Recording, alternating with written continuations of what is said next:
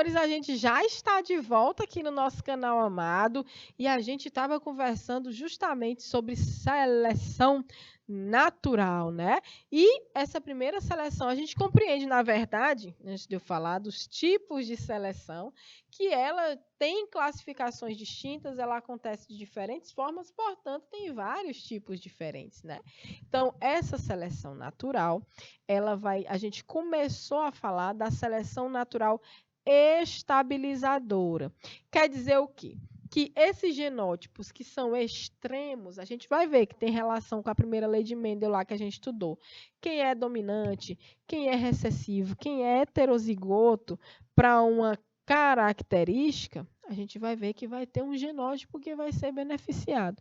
E aí, é sobre isso esse nosso primeiro momento da segunda aula de hoje. Vem comigo aqui para a gente dar continuidade. Olha só, a gente está aqui na nossa aula de revisão, relembrando, né? Nossa revisão de genética e a evolução das espécies. Estamos na disciplina de ciências comigo, professora Amanda, e a gente estava conversando sobre seleção natural. Presta atenção, a gente estava falando de anemia falciforme versus malária, né? O que é que isso tem a ver uma coisa com a outra, professora? Anemia falciforme. Tem aqui o nome também de ciclemia, né?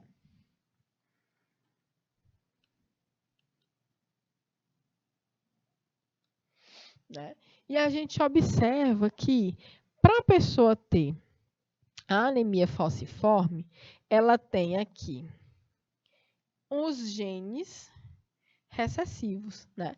Então, olha só, é muito comum na África que as pessoas desenvolvam essa anemia falciforme.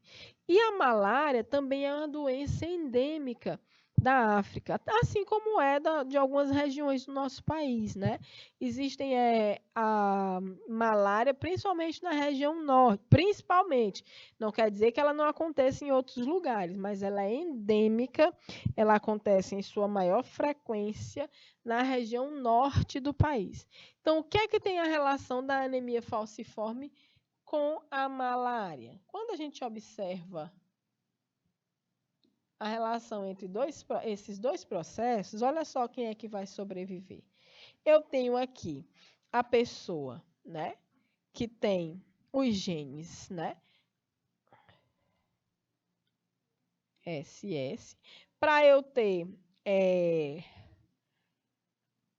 a anemia falciforme, o gene, né, ele aparece recessivo. Né? Então, as pessoas elas que têm a homozigose recessiva vão morrer de malária. Quem tem os genes dominantes, né, vão morrer também, porque a ciclemia vai ser muito severa. Quem é que vai sobreviver? O heterozigoto, ou seja, o intermediário.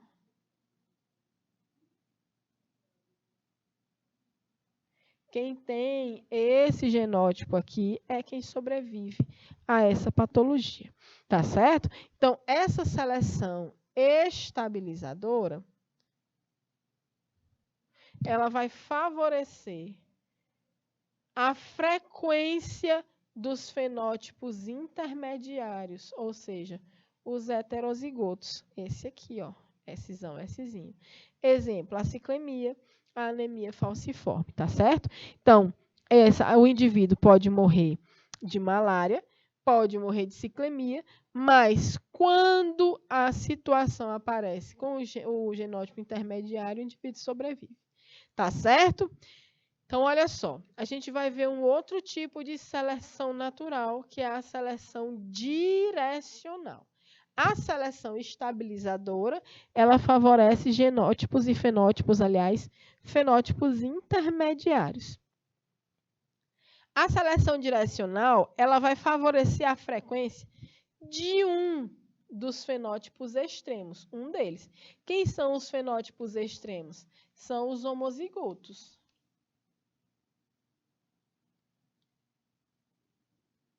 Ou seja, pode ser os dominantes ou os recessivos. Então, quando eu tenho uma seleção direcional, ela favorece ou o dominante ou recessivo. E o intermediário vai cair fora. Então, vamos só relembrar isso aqui, ó. Azão, azão. Nesse contexto, azão, azinho, heterozigoto e azinho, azinho, homozigoto recessivo. Esses aqui são extremos. Esse está extremo de um lado, esse aqui está extremo de outro. Só para a gente ilustrar aqui do que é que a gente fala quando a gente situa genótipo extremo, fenótipo intermediário. Então, intermediário vão ser os heterozigotos.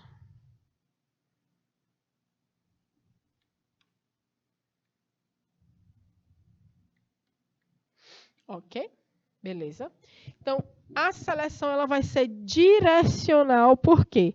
Porque ela vai direcionar a seleção para os genótipos, para um dos fenótipos extremos, ou seja, para quem vai apresentar as características de quem está em homozigose, seja ela dominante, seja ela recessiva.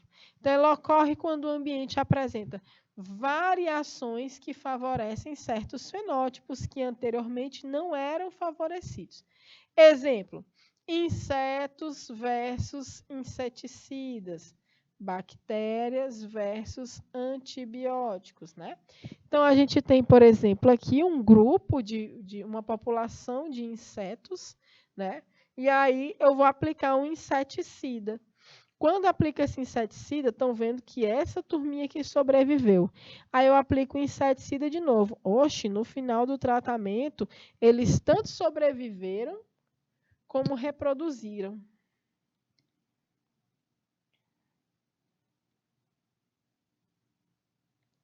Sobreviveram ao inseticida. Aqui, além de sobreviver,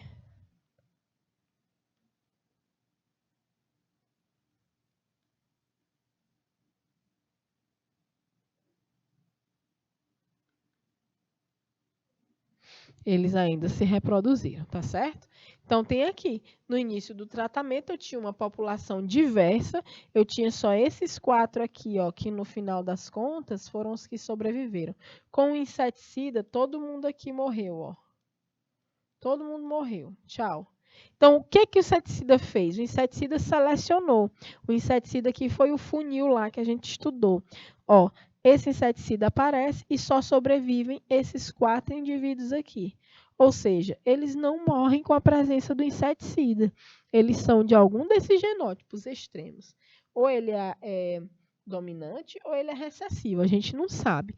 Mas além de sobreviver, quem sobrevive reproduz, né? Então, esses insetos que não estão circulados são sensíveis ao inseticida. Os que estão circulados são resistentes. Então, nessa seleção direcional, a gente já aprendeu que ela favorece a frequência de um dos fenótipos extremos, né? Seja ele dominante ou recessivo, e ela vai ocorrer quando o ambiente apresenta variações que favorecem certos fenótipos que anteriormente não eram favorecidos. Então, a gente tem aqui, ó, lembra que na estabilizadora, o gráfico apresenta a sobrevivência das espécies intermediárias, aqui, ó, tá no meio. E aqui, ó, nessa situação, eu vou ter uma seleção direcional, porque se fosse a estabilizadora, era intermediária. Mas a direcional, ela vai estar direcionando essa evolução para os fenótipos, né, extremos, ou dominantes ou recessivos. Tá? A mesma coisa acontece com as bactérias e os antibióticos e tudo mais. Todo mundo entendeu? Então, eu vou dar 3 minutinhos para vocês escreverem a diferença, inicialmente, entre conceituar e diferenciar. Seleção, vamos escrever aqui para vocês não esquecerem.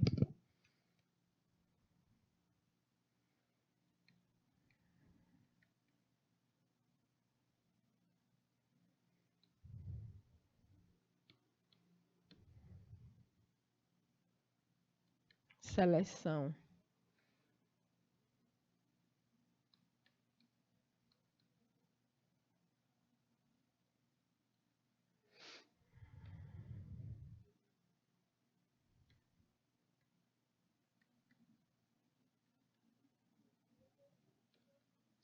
3 minutinhos na tela, valendo.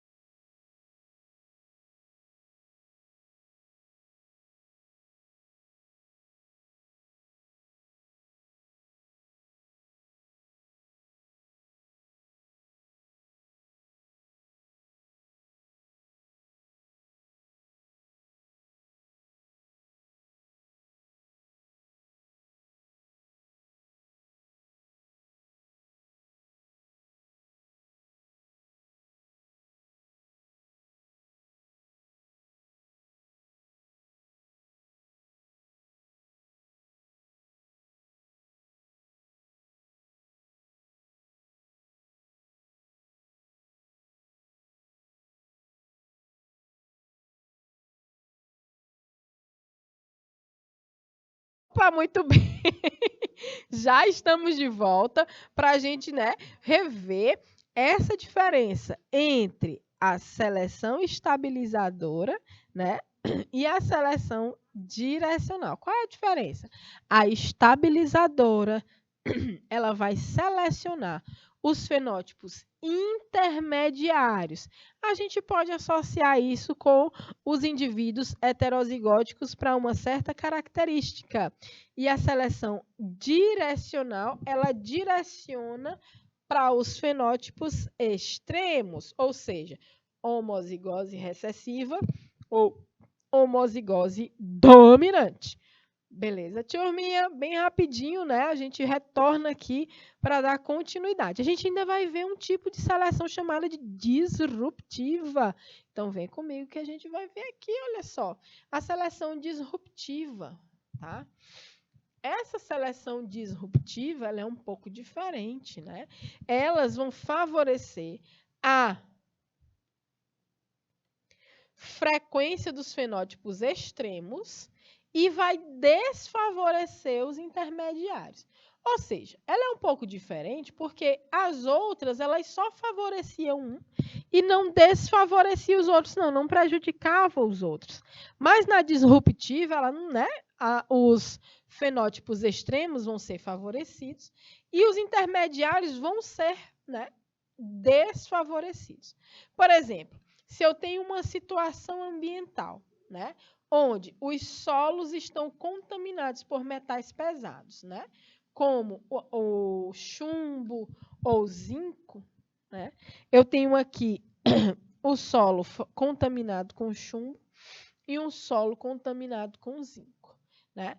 Então, só quem vai sobreviver a essas populações, a essas situações, perdão, são os indivíduos que vão ter os fenótipos de resistência à presença desses metais pesados no solo, né? Então, olha só, a gente vê que esses indivíduos, eles vão apresentar os fenótipos, né? Que podem ser recessivos ou dominantes, e esses indivíduos que têm a heterozigose vão ter a sua população em queda. Então, vão ser desfavorecidos. Aqui, ó, favorece. E aqui também. Né? Então, a gente tem essa seleção disruptiva. Ela é diferente das demais porque, além de... ela parece com a direcional, mas ela favorece os extremos, né? Favorece a frequência dos extremos e desfavorece os intermediários. Essa é a diferença entre ela e a disruptiva.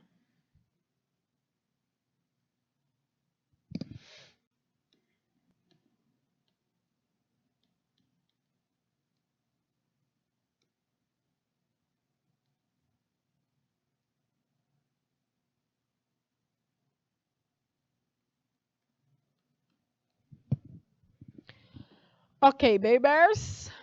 Então, olha só. Vamos lá ver. Esses processos, pessoal, de seleção natural, eles chegam, eles culminam em fenômenos que a gente chama de especiação. Essa especiação é justamente o surgimento de novas espécies, né? A especiação é o processo onde, de uma espécie que já existe, surgem novas espécies. Isso tem acontecido no nosso planeta desde o surgimento da primeira célula lá atrás, lá nos períodos geológicos diferentes do que a gente mora, né? Então, quando surge a primeira célula no meio ambiente, a primeira célula, aqueles coacervados, né? Elas vão evoluindo para formar indivíduos diferentes, né? E esses indivíduos vão se parecer, mas não vão ser mais iguais, né? Então, eles vão ter novas estruturas, vão ter novas características, né? E apesar de terem graus de parentesco, né, eles não vão ser iguais, né? Já não são caracterizados como a mesma espécie. Então, a especiação é o processo pelo qual podem surgir novas espécies a partir de uma espécie que já existia antes. As espécies elas não aparecem do nada, não. Então, é a formação de novas espécies. Né? Normalmente, a especiação ela vai se iniciar com a separação em populações isoladas geograficamente, impedindo o fluxo gênico. Ou seja, eu tenho aqui um determinado ambiente, né? E eu tenho aqui populações de uma mesma espécie. Se acontece algum evento, né? Um evento geográfico, se começa, por exemplo, a passar um rio aqui, ó. Né? Essa passagem desse rio vai fazer com que essas populações elas não tenham mais contato reprodutivo mesmo. Esses indivíduos de uma população aqui, ó, eles já não conseguem mais ter acesso aos indivíduos de uma outra população. E então eles vão passar a interagir, né, apenas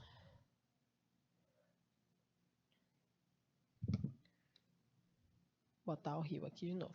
Eles vão passar a interagir apenas entre eles aqui, ó. E aqui do mesmo jeito. Então, quando isso acontece, eu estou fazendo um isolamento geográfico.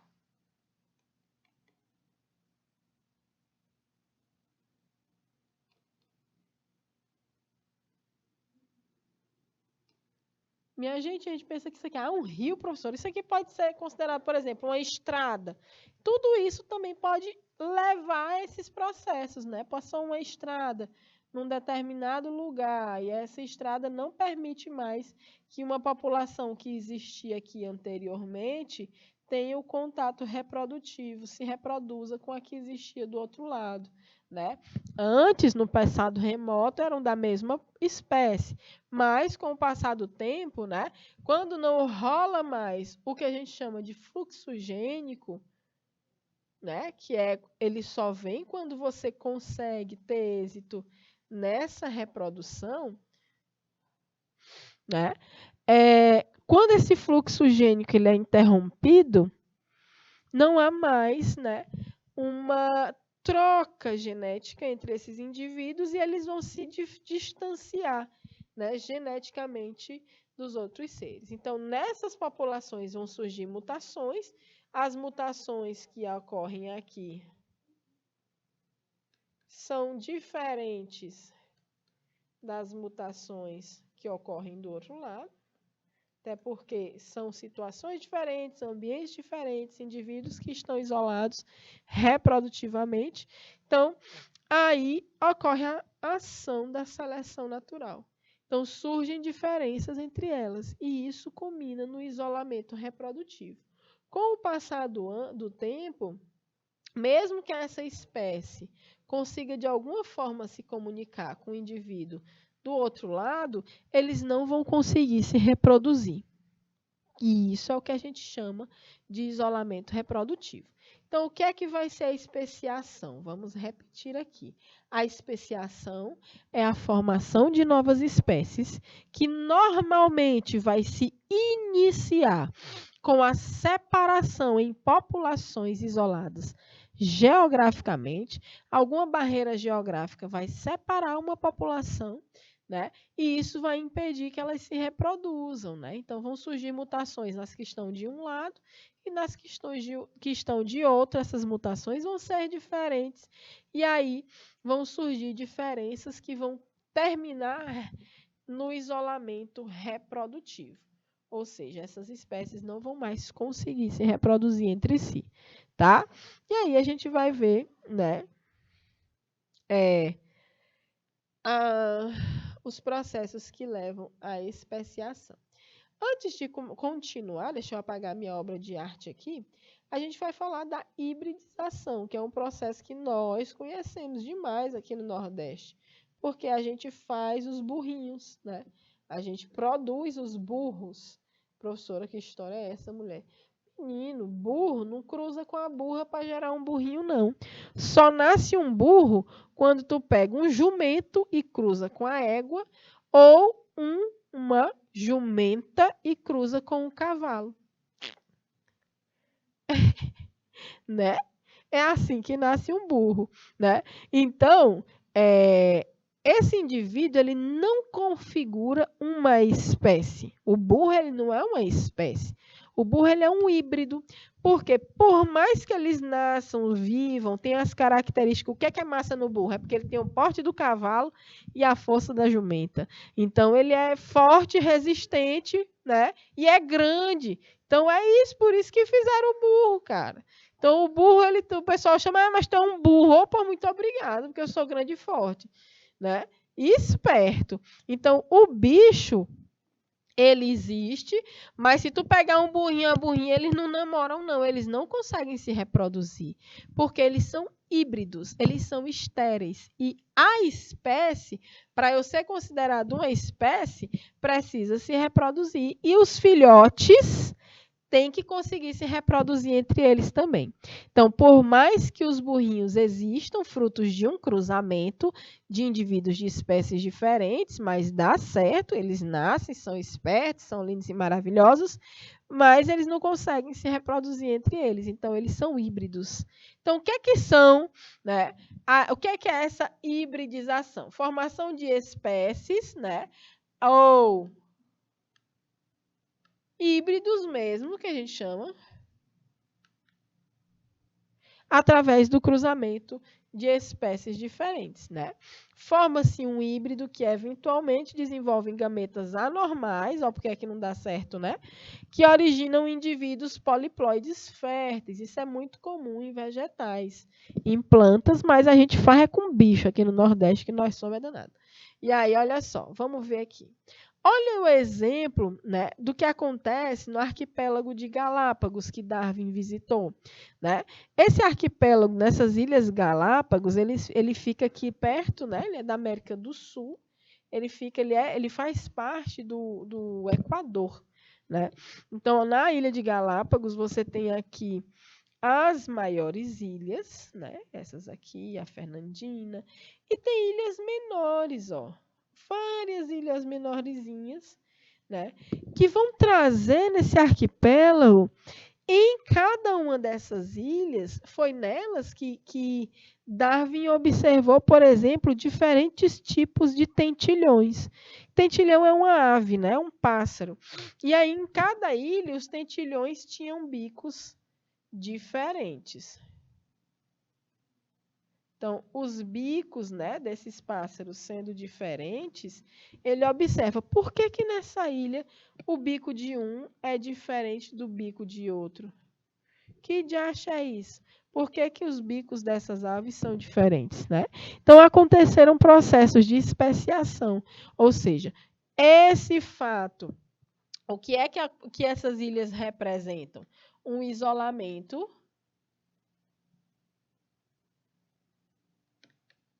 geográfico. Esse isolamento geográfico, né, que é o quê? É o espaço, o território diferente, distantes uns dos outros. As populações que estão aqui não vão se comunicar, né, entre as populações das outras ilhas, por causa da distância. Então, cada uma está isolado na sua ilha. Por isso que Darwin observava esses bicos diferentes, né, nos tentilhões, por conta do isolamento geográfico que levou à formação de novas espécies de tentilhões, né? Então, olha isso aí, essa variabilidade nessas aves, né? Então, olha só.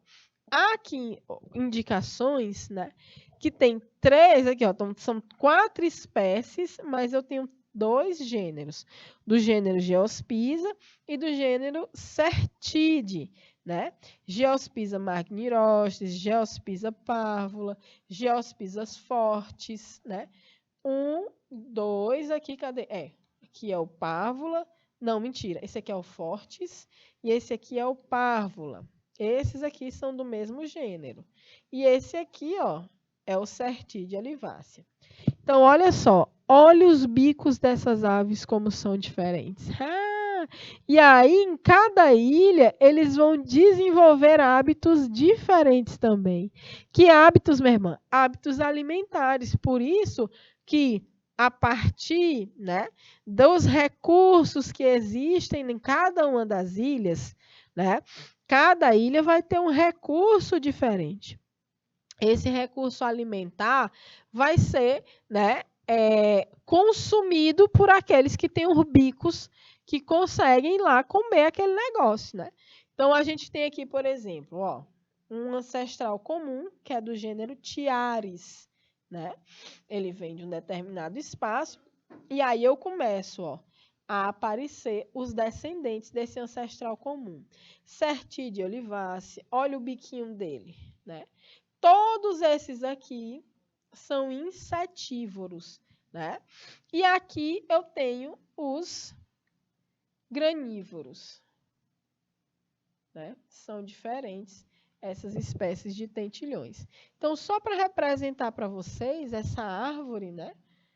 Olha só, eu vim aqui de um ancestral comum, chego aqui no Tiares, e aí vai ocorrer um momento, um evento, onde se diferenciam, né, os indivíduos. Aqui eu tenho aqui o Certide crassirostris, e aí acontece algum evento que vai diferenciar em 2 grandes grupos, os dos que comem inseto e os dos que comem vegetais, né? Então, olha só, é muito interessante, porque aí você vai ver a variação que existe nos bicos dessas aves, né? vários bicos, tipos de bicos diferentes. Olha o bicão desse aqui, esse quebrador de semente excelente, né? Com um bico desse tão grandão, forte. Então, cada tipo de bico indicando aí as adaptações para conseguir consumir os recursos alimentares de cada uma das ilhas, tá certo? E aí a gente vem com genética, com adaptação, com evolução. Repare na história dessas mariposas, né? Então, olha só, a gente tem que quando começou, é um caso bem interessante das mariposas de Manchester, que a gente observa que o grau de evolução de uma espécie ele está diretamente relacionado à sua capacidade de adaptação. Quanto mais adaptada, mais evoluída é a espécie. Então, a espécie ela não vai ser mais evoluída pela sua complexidade, não, mas é pela sua capacidade de se adaptar, né? Então, professora, as bactérias são pouco evoluídas, né? Porque elas têm só uma célula. Meu amigo, se vocês observarem, as bactérias elas estão no planeta há muito mais tempo do que outras espécies de indivíduos que já nasceram, já surgiram e já foram extintas. E elas continuam no planeta, né? Então, as adaptações são incríveis. Elas têm vários mecanismos para permanecer no meio, se transformando, alterando, né? Se mutando, tendo muita mutação no DNA, muita mudança no código genético delas, e elas conseguem permanecer. Então, a gente pode dizer que elas são ultra evoluídas, né?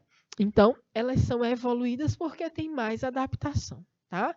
Então, na imagem, a gente observa um caso clássico, né? Manchester era uma cidade pouco poluída, né?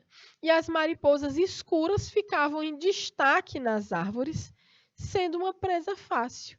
Com o aumento da poluição, né, a fuligem, aquela poluição que escurece o meio, as mariposas claras ficaram em evidência. Por quê? Porque os troncos das árvores, as paredes das construções, elas camuflavam agora com a sujeira da poluição, eram as mariposas escuras. Então ela diz assim, parece que o jogo virou, não é mesmo?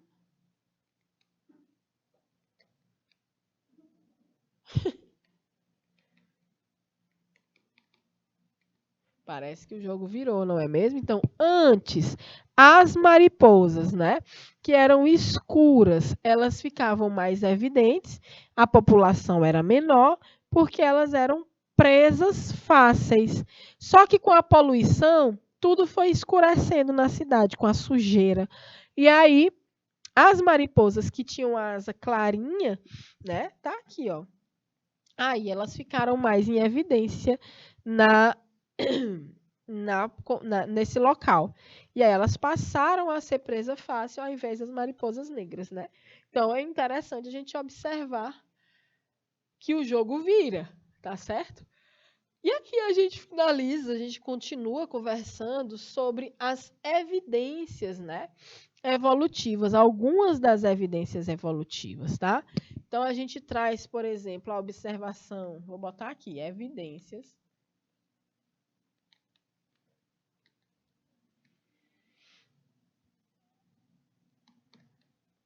São evidências que indicam aí, né, a evolução. Então, os organismos de origem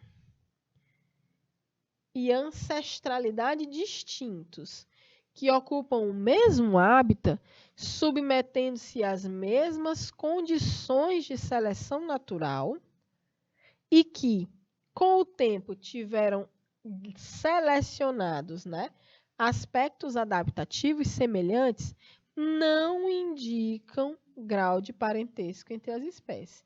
Então, quer dizer assim, a convergência adaptativa,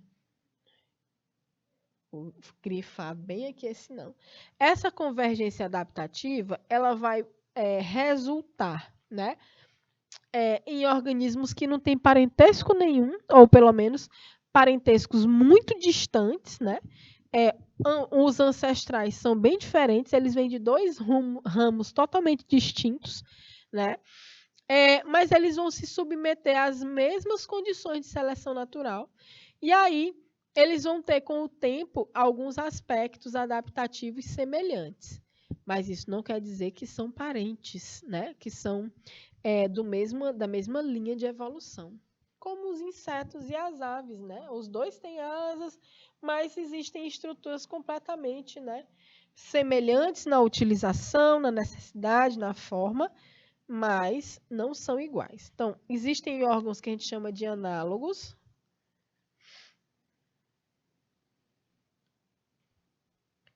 Tem aqui a analogia, né? A analogia é o órgão, a estrutura que apresenta origem embrionária distinta, entretanto, desempenham função idêntica. Exemplo, a asa da abelha e a asa do morcego, a asa do inseto e a árvore de um pássaro, né? Então, eu tenho a função idêntica, análogo, né? Função igual e a origem diferente, ok? Mesma função, origem diferente. Analogia, certo? Então, a gente tem ainda o que a gente chama de, aqui, a convergência, né? Outra evidência, a irradiação adaptativa. É um pouco diferente. A gente vai ver agora a formação de várias espécies a partir de um ancestral comum que explorou novos ambientes. Então, aqui a gente já trabalha com os parentescos, né? Então, eu tenho aqui um ancestral comum que explorou um ambiente terrestre para cá, o outro foi para o ambiente aquático para ali, mas no final das histórias, né? No frigir dos ovos, como diz a história, a gente tem aqui espécies, né, que são originadas do mesmo ancestral. Então, isso é o que a gente chama de irradiação adaptativa.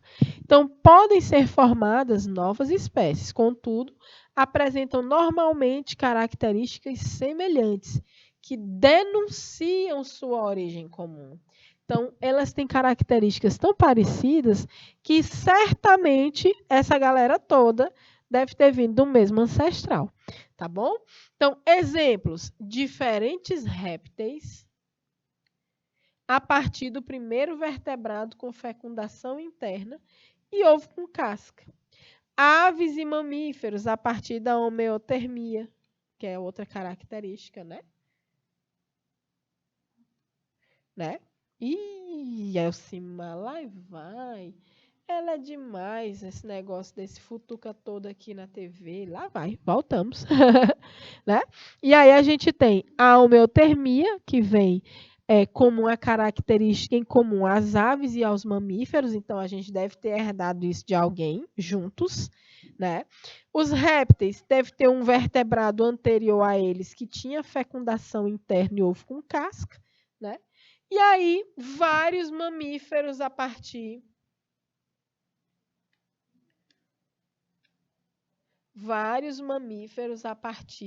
da aquisição da placenta, tá? Então, a gente vai ter os órgãos análogos. A gente vai ter os homólogos, onde a gente tem semelhança quanto à estrutura entre órgãos de espécies diferentes que têm um ancestral comum. Apresentam ainda a mesma origem embrionária. Então, a gente tem origem igual. A função pode ser igual, mas não, né? Não pode ser parecida, mas não igual. Então, origem igual, função pode ser diferente, porque as espécies, né? As espécies são diferentes, tá? Então, a gente tem aqui, por exemplo, vários esqueletos nessa imagem. Deixa eu ver se eu consigo ver na legenda, tá? Então, aqui, ó, eu tenho um esqueleto de uma mãozinha, uma pata, que a gente chama, uma mão, de uma salamandra. Esse daqui eu não decifrei o nome, né? Então, a gente tem aqui várias espécies diferentes, mas com a estrutura, com a mesma origem embrionária, uma estrutura igual, tá certo? E aí a gente vem com os argumentos do evolucionismo que justificam a variabilidade de espécies, né? os argumentos, as evidências dessa evolução, continuando, né? Então, a gente tem aqui os argumentos embriológicos, ou seja, a embriologia, a forma como os embriões se desenvolvem, né? Então, se a gente observa esse desenho, a gente tem as ilustrações, né? Mostrando aqui alguns embriões. Deixa eu ver aqui se eu consigo diferenciar. Por exemplo, eu tenho embrião de peixes, aqui uma salamandra, aqui uma tartaruga, aqui um pinto. Se você observar, aqui todo mundo se parece muito nesse estágio embrionário. Mas nesse segundo estágio, eu já apresento, e no terceiro, diferenças bem grandes. Agora, olha aqui. Isso indica que pode existir maior proximidade entre esses dois e entre esses dois aqui.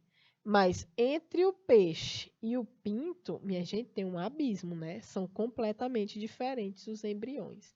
Agora, olha como é interessante aqui do outro lado, né?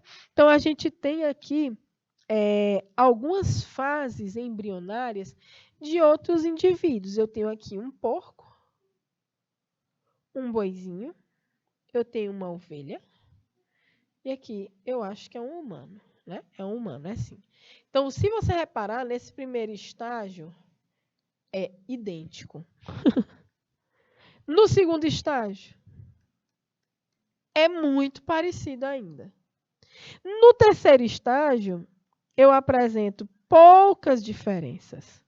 Então, é aproximado, né? Eu começo a ter diferenças aqui, ó, na formação, mas os membros, olha como são numa posição parecida. O humano não vai ter a cauda, perdemos a cauda evolutivamente, né? Mas a gente não é o Goku, mas a gente teve cauda em um momento da evolução da humanidade. Mas os outros seres apresentam, ó. Então, esses aqui certamente têm uma proximidade maior. Estão compreendendo? Então, essa observação dos embriões, elas nos dão, né, essas características de semelhanças entre indivíduos com maior grau de parentesco, tá certo, gente? Então, a gente tem aqui essas semelhanças, é muito parecido. Quanto mais próximos em parentesco, mais parecidos são os embriões. Isso faz muito sentido, né? Com base na comparação das diferentes fases do desenvolvimento embrionário e de diferentes organismos, podem estabelecer relações de parentescos entre os seres vivos. Assim, quanto mais semelhantes forem as fases do desenvolvimento embrionário, mais aparentados eles são. Isso é, menor a distância filogenética entre eles. Então, eles são parentes, né, mais próximos evolutivamente falando. Olha os argumentos citológicos, né? Então, quando a gente fala de citológicos, a gente tem relação aqui agora com quem? Com as células. Tá certo? Isso vai consistir na constatação de que todos os organismos são constituídos pelas mesmas unidades básicas, as células. Obrigatoriamente, para eu ser um ser vivo, entre outros aspectos, eu tenho que ter células. Né? Então, a uniformidade dos processos e mecanismos celulares pressupõe também uma unidade evolutiva.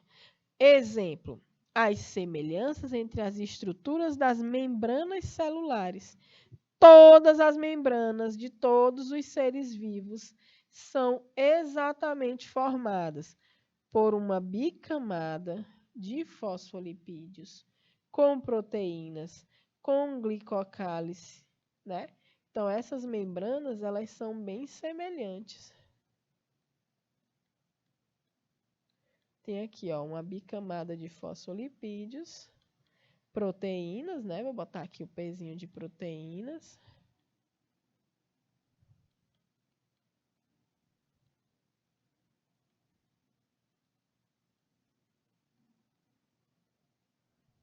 né? E essas membranas são todas semelhantes. E os processos de divisão celular são todos semelhantes. Tá certo? Então, olha só. A gente ainda tem, né? Como é que não pode ter vindo todo mundo do mesmo lugar, não é isso? A gente ainda tem os argumentos paleontológicos, ou seja, a gente tem vários fósseis, né? Que tem relação com os fósseis. Esses argumentos paleontológicos, né? A gente vê aqui esses fósseis que não têm representantes atuais, contrariando assim a imutabilidade das espécies, na medida em que levam a admitir que a Terra foi habitada ao longo do tempo por formas diferentes de seres vivos. Os seres vivos que existem hoje são completamente diferentes, né? Principalmente no tamanho em muitas espécies dos seres vivos que viveram no passado. Então, a gente tem exemplos, né, de fósseis da megafauna. Aqui no nosso estado do Piauí, a gente tem demais. A preguiça gigante, a gente tem fóssil de mamutes, sei lá, tem um nome do negócio lá, os bichos gigantescos. Aqui no Parque Ambiental da Floresta Fóssil de Teresina, a gente tem troncos assim, ó, gigantescos de samambaias. As samambaias que tem aí nas nossas casas, essas plantinhas maravilhosas que adoram a água e uma umidade. No Parque Ambiental aqui da Floresta Fóssil, aqui na capital, tem troncos de samambaias gigantescos. E por que a gente não acha mais essas samambaias gigantescas? São ancestrais das samambaias modernas, recentes, né? Então, como é que pode? Se as espécies não mudassem, a gente ainda hoje ia encontrar com dinossauro, com um monte de seres vivos que existiram no período muito remoto, né? Então, na verdade, a biodiversidade, ela também vai se transformando conforme, né, vai evoluindo, mudando, vão surgindo novas espécies e as espécies, elas naturalmente vão entrando em extinção em vários casos. Sendo que a gente precisa lembrar, galerinha, que a atividade humana, as nossas atividades humanas, estão alterando o clima do planeta e a gente está entrando na sexta extinção em massa das espécies. Então, muita espécie está sumindo, muita espécie vai desaparecer e com o passar do tempo, aí vai ter espécie que vai se adaptar sim a essas mudanças, né? Então, algumas vão se adaptar. O negócio é que a gente muda com tanta velocidade as características do nosso planeta que não dá tempo das espécies se adaptarem evolutivamente. Às vezes, não dá tempo surgir novas espécies. Então, daqui a pouco, o nosso planeta vai estar igual àquela Terra do futuro dos filmes, né? Que não tem nada. Não tem nada. Vocês já assistiram aquele filme Wall-E? Que é de um robozinho que se apaixona pela Iva, que é a Eva, que é outra robozinha de um outro ambiente. Ele continua aqui na Terra, mas a robozinha já mora no espaço.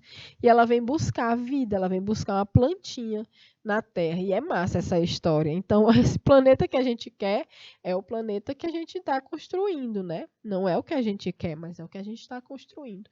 Então, essas atividades, elas têm transformado o nosso mundo de uma forma muito rápida. Não vai dar tempo todo mundo ter adaptação para isso, não. Vão sobreviver quem? As baratas, que são resistentes à radiação. Olha quem vai ficar aqui. Oh, meu Deus do céu, se for para ficar eu e as baratas, eu quero ir. Me embora desse planeta ligeiro. Vai falar assim, vai ficar amando as baratas. Não, me leva. Me leva, pelo amor de Deus, que eu não dou conta de barata, não. Oh, negócio feio. Mas que tem sua importância, né?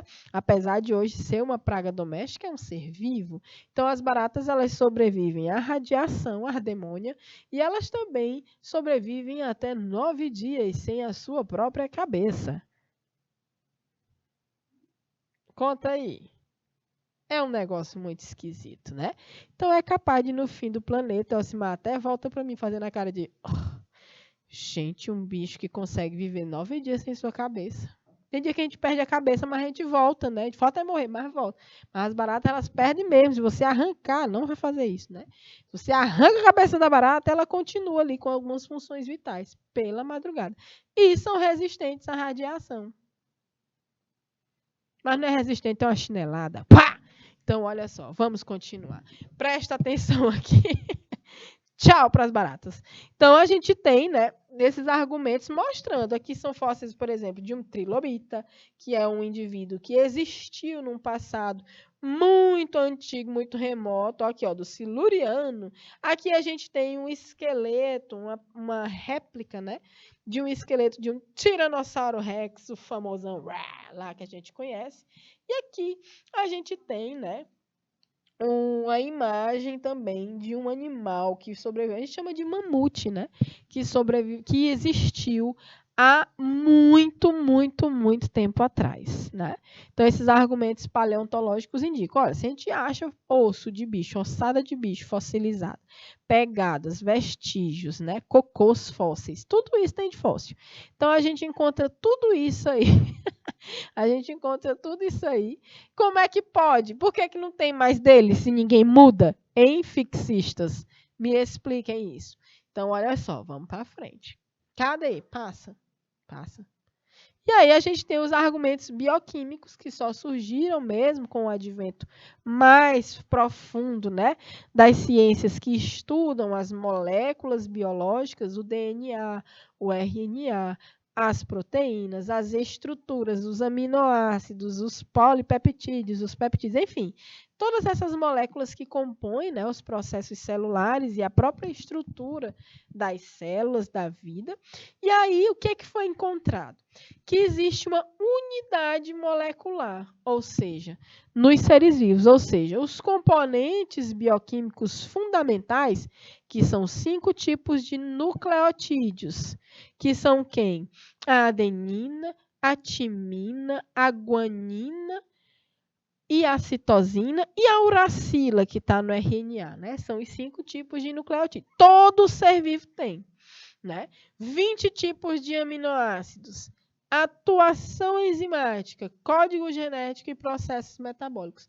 Isso aqui não está só em uma espécie, não. Todo ser vivo tem isso aqui como os componentes fundamentais, tá certo? Tá bom? Então, as variações, vai ter variação? Vai, não são idênticos, mas a gente tem uma gradação, ou seja, sugere uma continuidade evolutiva. Quanto mais afastados filogeneticamente se encontram dois organismos, mais diferem a sequência de DNA na sequência de proteínas, portanto, nos processos metabólicos que essas proteínas controlam. O que a gente quer dizer?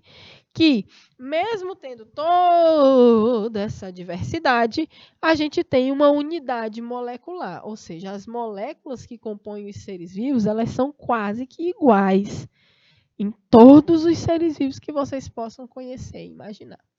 E aí a gente ainda tem os órgãos vestigiais, né, que são os órgãos reduzidos em tamanho, geralmente sem função conhecida, sem função conhecida. Às vezes ele tem uma função que a gente não conhece, como é o caso do apêndice, né?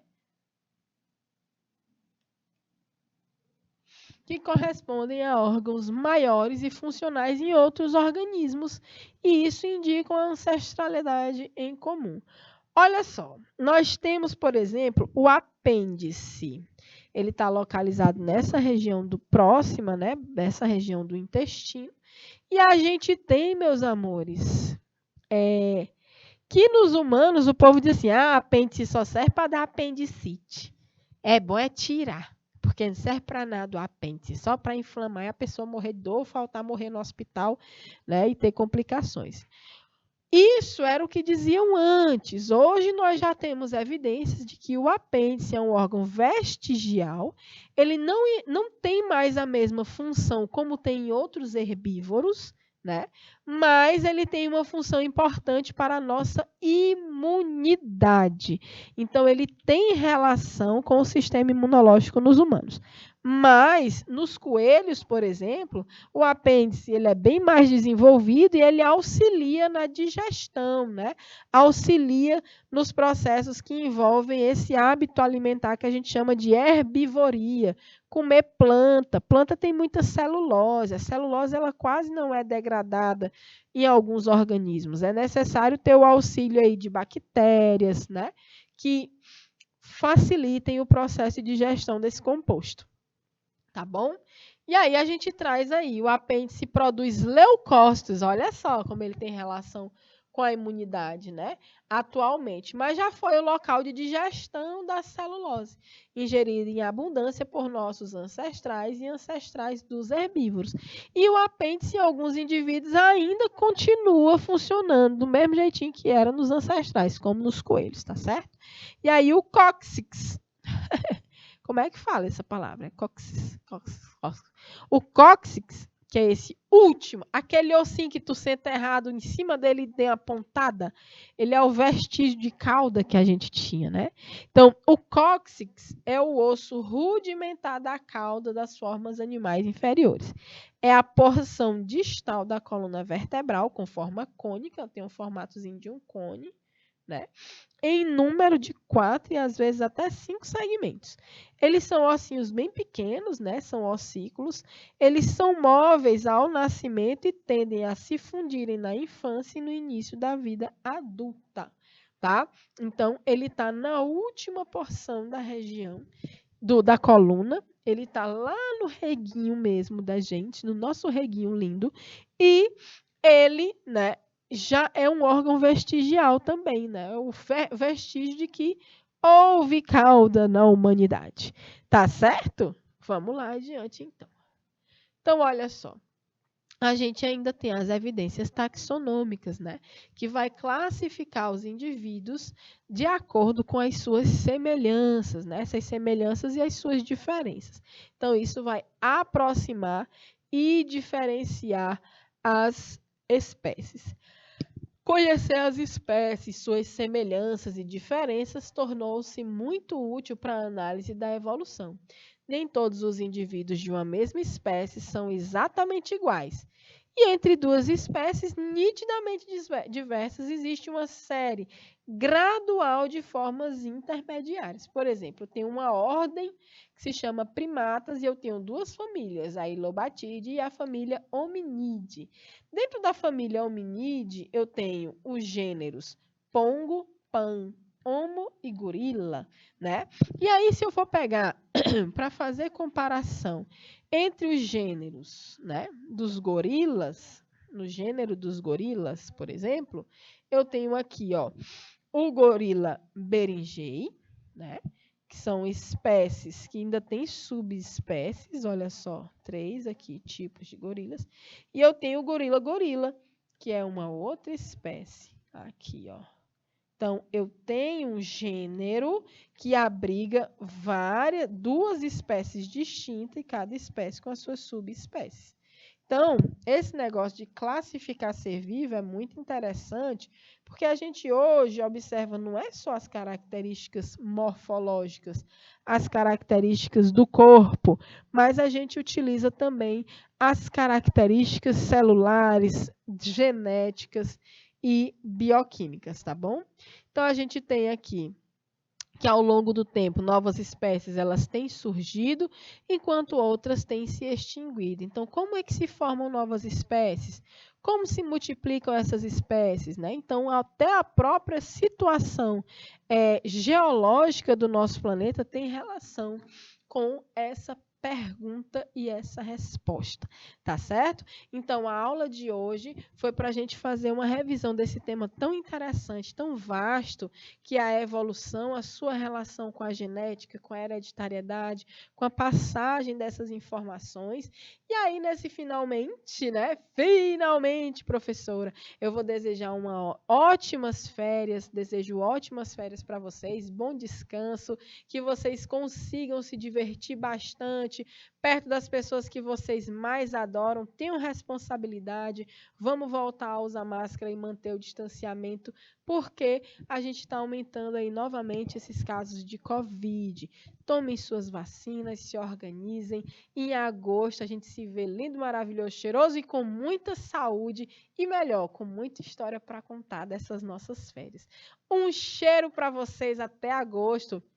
Até lá. Tchau, tchau.